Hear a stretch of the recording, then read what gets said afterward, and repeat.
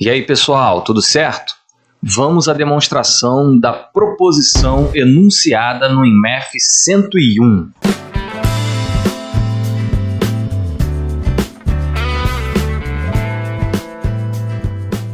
A gente vai utilizar a definição de continuidade de função.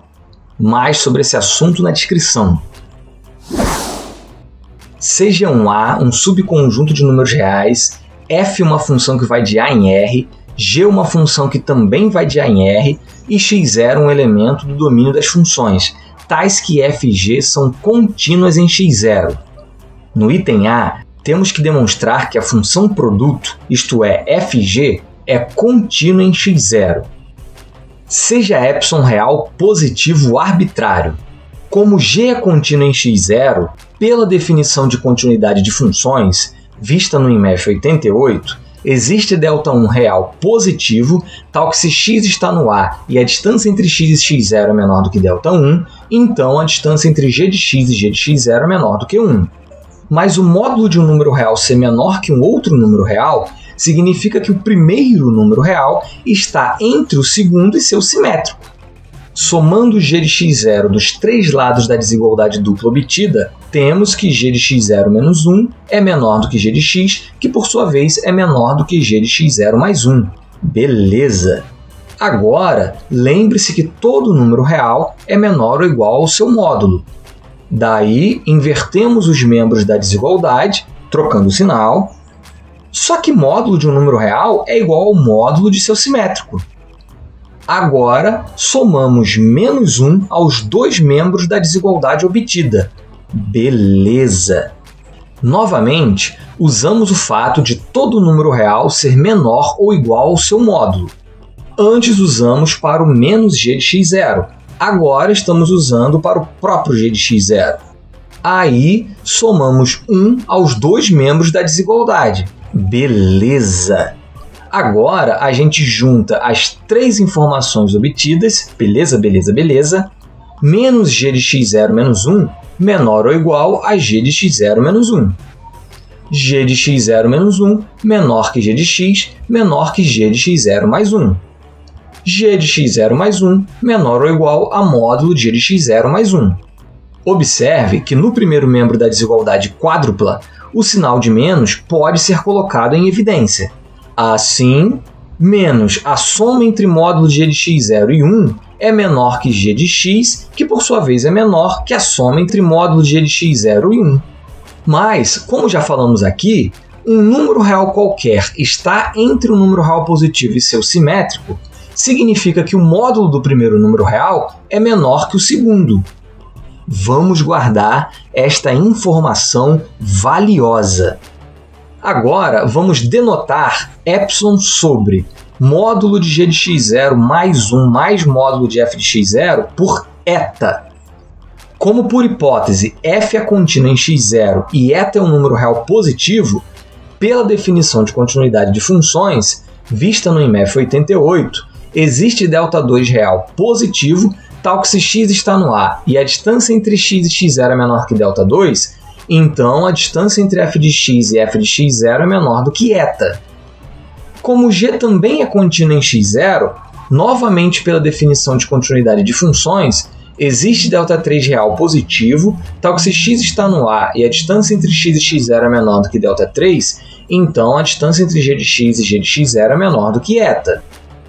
Tomando δ sendo o menor dentre os números Δ1, Δ2 e Δ3, temos que se x está no A e a distância entre x e x0 é menor do que δ, então a distância entre x e x0 é menor do que Δ1, é menor do que Δ2 e é menor do que Δ3. Por ser menor do que Δ1, temos que módulo de g de x é menor do que módulo de g de x0 mais 1. Por ser menor do que Δ2, temos que a distância entre f de x e f de x0 é menor do que eta. Por ser menor do que Δ3, temos que a distância entre g de x e g de x0 é também menor do que eta. Vamos guardar estas informações valiosas. Agora vamos calcular a distância entre fg de x e fg de x0. Bem, para começar, fg de x significa, pela definição de função produto, f de x vezes g de x. Da mesma forma, fg de x0 significa f de x0 vezes g de x0. Agora, vamos pegar este módulo e somar zero dentro dele. Mas vamos escrever o zero de uma forma bem conveniente. Menos f de x0 g de x mais f de x0 g de x. Agora, note que g de x é um fator comum às duas primeiras parcelas, e f de x0 é um fator comum às duas últimas parcelas. Por isso, podemos colocar g de x em evidência nas duas primeiras e f de x0 nas duas últimas. Agora, utilizamos a desigualdade triangular, que diz que o módulo da soma é menor ou igual à soma dos módulos. E utilizamos a propriedade de módulo do produto ser igual ao produto dos módulos. E então, chegou a hora de utilizarmos as informações que guardamos. Módulo de f de x menos f do x0 menor do que eta. Módulo de g de x menor do que módulo de g de x0 mais 1. O módulo de f de x0 a gente apenas repete. E módulo de g de x menos g de x0 menor do que eta. Note que eta é um fator comum às duas parcelas. Por isso, podemos colocá-lo em evidência. Agora, a gente vai ter que fazer uma viagem um pouquinho longa de volta e lembrar que eta foi só uma notação que demos a epsilon sobre módulo de g de x0 mais 1 mais módulo de f de x0. O módulo de g de x0 mais 1 mais módulo de f de x0 a gente apenas repete. Mas esta constante multiplicando e dividindo se cancela. Uou! Restando apenas epsilon. Ou seja, depois de todas essas contas, o que conseguimos é que a distância entre fg de x e fg de x0 é menor do que epsilon. Portanto, como para todo epsilon real positivo existe delta real positivo, tal que a distância entre todos os valores de x do domínio da função e x0 menor que delta implica a distância entre fg de x e fg de x0 menor do que epsilon, pela definição de continuidade de funções, o produto fg é contínuo em x0, que é o que queríamos demonstrar no item A. A demonstração de que a função quociente é contínua é análoga à da função produto, o que conclui o teorema.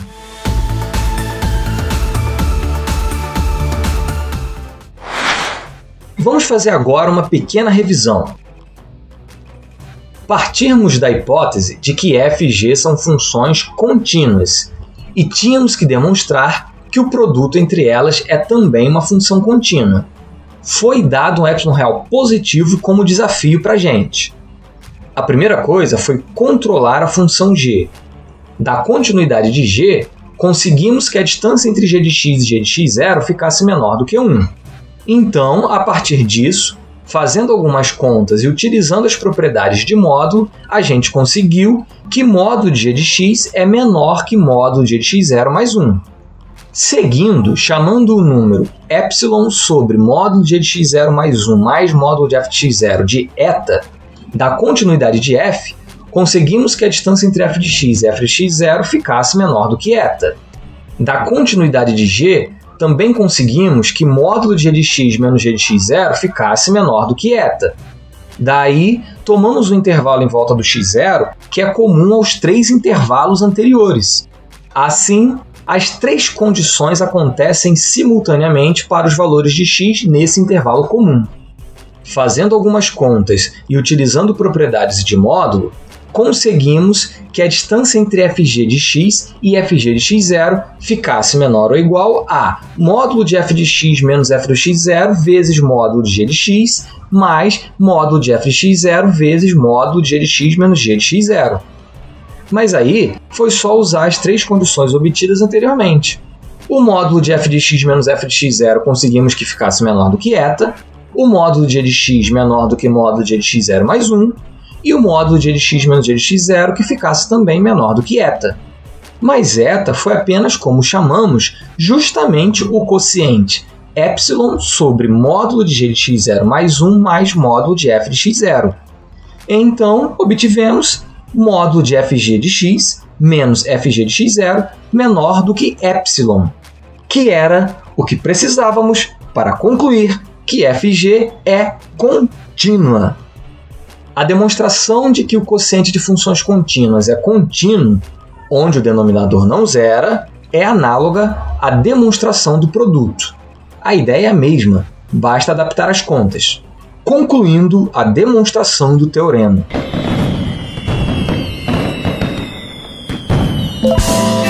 Valeu, pessoal! Aí se vai mais uma demonstração de análise. Essa deu um pouco de trabalho, mas, no fim, sentimento de dever cumprido. Dá uma navegada aqui no canal para encontrar mais sobre análise real e outros temas de matemática. Deixe suas observações, sugestões, correções e críticas nos comentários. Valeu!